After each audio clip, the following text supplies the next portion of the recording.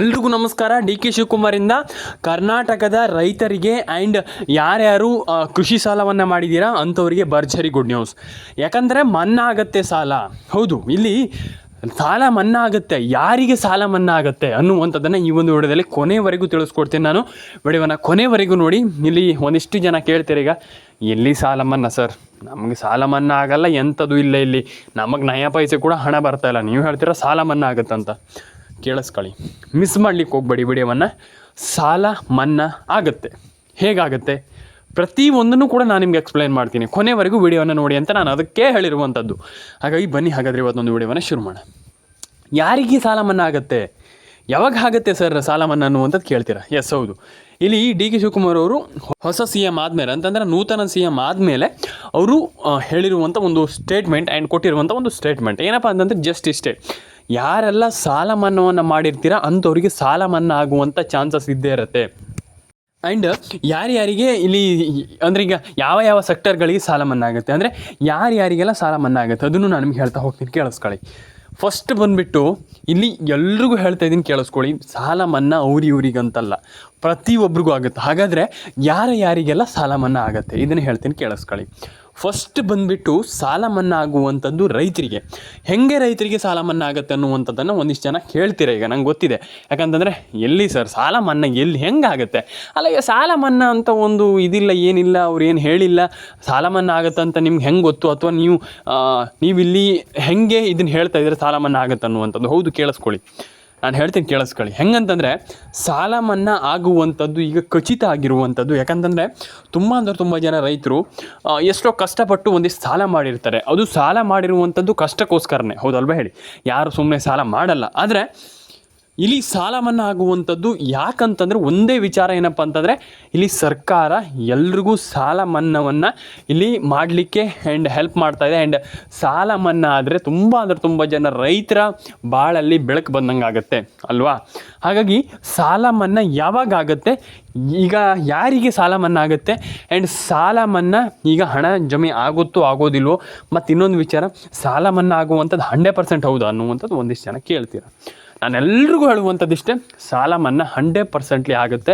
ಹಾಗಾದರೆ ಯಾರಿಗೆ ಯಾವಾಗ ಆಗುತ್ತೆ ಇದನ್ನು ಹೇಳ್ತೀನಿ, ಕೇಳಿಸ್ಕೊಳ್ಳಿ. ಫಸ್ಟ್ ಬಂದುಬಿಟ್ಟು ಸಾಲ ಮನ್ನಾ ಆಗುವಂಥದ್ದು ಇವರಿಗಂತಲ್ಲ, ಎಲ್ರಿಗೂ ಆಗುತ್ತೆ. ಆದರೆ ರೈತರಿಗೆ ಮಾತ್ರ. ಎಲ್ರಿಗೂ ಅಂತಂದರೆ ಎಲ್ರಿಗೂ ಅಲ್ಲ. ಇಲ್ಲಿ ರೈತರಿಗೆ ಯಾರೆಲ್ಲ ಕೃಷಿ ಸಾಲವನ್ನು ಪಡೆದುಕೊಂಡಿರ್ತೀರಾ, ಅಂದರೆ ರೈತರಿಗೆ ಎಷ್ಟು ಜನ ಕೃಷಿ ಸಾಲವನ್ನು ಮಾಡಿರ್ತೀರಾ, ನಿಮ್ಮೆಲ್ರಿಗೂ 100% ಸಾಲ ಮನ್ನಾ ಆಗುತ್ತೆ. Correct, definitely. ನೀವು ಕೇಳಿಸ್ಕೊಳ್ತಾ ಇರುವಂಥ ತುಂಬ ಜನ ಹೇಳ್ತಾರೆ, ಹೌದಾ ಸಾಲ ಮನ್ನಾ ಆಗುತ್ತೆ, ಹೌದಾ ಅನ್ನುವಂಥದ್ದು. ಹೌದು, ಕೇಳಿಸ್ಕೊಳ್ತಾ ಇರುವಂಥದ್ದು 100% ಕರೆಕ್ಟಾಗಿದೆ.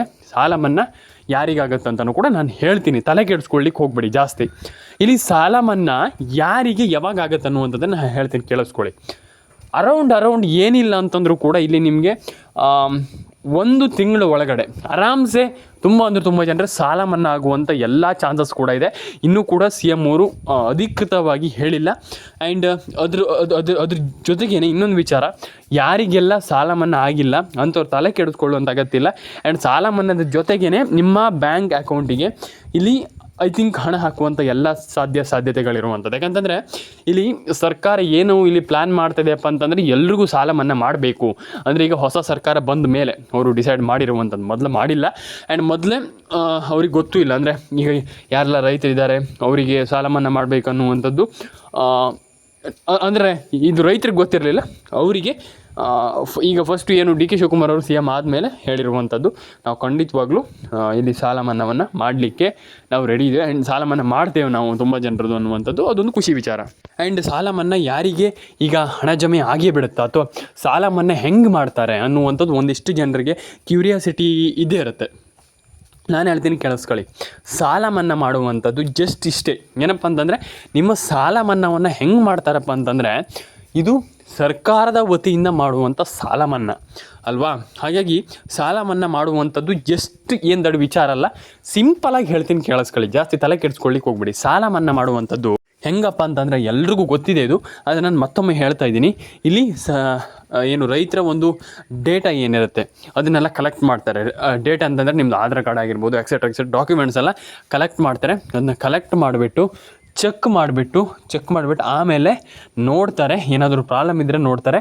ಪ್ರಾಬ್ಲಮ್ ಇದನ್ನು ನೋಡಿಬಿಟ್ಟು ಆಮೇಲೆ ಆರಾಮ್ಸೆ ನಿಮಗೆ ಒಂದೊಳ್ಳೆ ಹಣವನ್ನು ಕೊಡ್ತಾರೆ ಸರ್ಕಾರ. ಆ್ಯಂಡ್ ಸಾಲ ಮನ್ನಾ ಮಾಡುವಂಥ ಎಲ್ಲ ಸಾಧ್ಯತೆಗಳು ಕಂಡು ಬರ್ತಾಯಿದೆ. ಜಾಸ್ತಿ ಸಾಲ ಮನ್ನಾ ಮಾಡುವಂಥ ಎಲ್ಲ ಸಾಧ್ಯತೆಗಳು ಜಾಸ್ತಿ ಕಂಡು ಬರ್ತಾಯಿದೆ. ಆ್ಯಂಡ್ ಎಲ್ರಿಗೂ ಒಳ್ಳೆಯದಾಗಲಿ. ಸಾಲ ಮನ್ನಾ ಯಾರಿಗಾಗುತ್ತೆ ಅಂಥವ್ರು ಎಲ್ರಿಗೂ ಯಾರೆಲ್ಲ ಸಾಲ ಮನ್ನಾವನ್ನು ಪಡ್ಕೊಂಡಿದ್ದೀರಾ ಆ್ಯಂಡ್ ಸಾಲ ಮನ್ನಾವನ್ನು ಆದರೆ ನಾನು ಎಲ್ರಿಗೂ ಹೇಳುವಂಥದ್ದು ಆರಾಮ್ಸೆ ನಿಮಗೆ ಒಳ್ಳೆಯದಾಗಲಿ. ಆ್ಯಂಡ್ ರೈತರಿಗೆ ಸಾಲ ಮನ್ನಾ ನೋಡಿ ಆರಾಮ್ಸೆ ಇಲ್ಲಿ ಎಲ್ರಿಗೂ ಸಾಲ ಮನ್ನಾ ಮಾಡುವಂಥ ಸರ್ಕಾರದ ಒಂದು ವತಿಯಿಂದ ಮಾಡುವಂಥ ಎಲ್ಲ ಸಾಧ್ಯತೆ ಇದೆ. ಆ್ಯಂಡ್ ಯಾರೆಲ್ಲ ಸಾಲ ಮನ್ನಾ ಆಗಿಲ್ಲ ಅಂತ ಹೇಳ್ತಾ ಇದ್ದಾರೆ ಎಲ್ರಿಗೂ ಆಗಲಿ.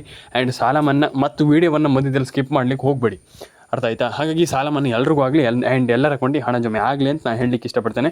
ನೂತನ CM ಆದಮೇಲೆ DK ಶಿವಕುಮಾರ್ ಅವರು ಈ ಒಂದು ನಿರ್ಧಾರಕ್ಕೆ ಬಂದಿರುವಂಥದ್ದು ಒಳ್ಳೆಯದಾಗಲಿ ಅಂತ ನಾನು ಹೇಳಲಿಕ್ಕೆ ಇಷ್ಟಪಡ್ತೇನೆ.